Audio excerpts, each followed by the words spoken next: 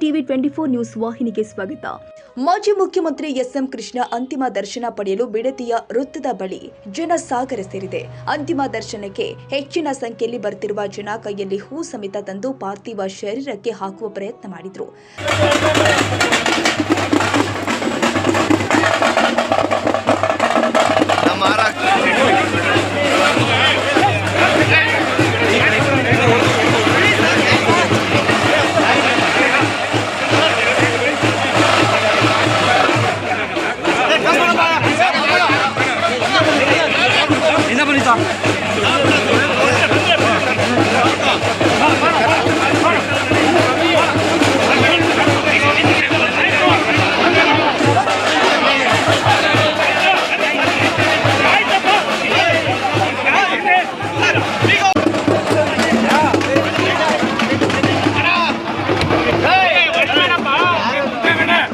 ಸ್ಥಳದಲ್ಲಿ ಹೆಚ್ಚುವರಿ ಪೊಲೀಸರ ನಿಯೋಜನೆ ಆಗಿದ್ರು.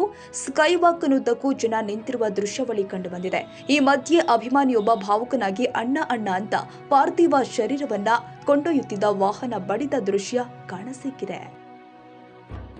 ಕನ್ನಡಿಗರ ಮೆಚ್ಚಿನ ನಿಮ್ಮ ಟಿವಿ 24 ಕನ್ನಡ ನ್ಯೂಸ್ ವಾಹಿನಿ ಇದೀಗ ಟಿವಿಯಲ್ಲಿ ಲಭ್ಯ.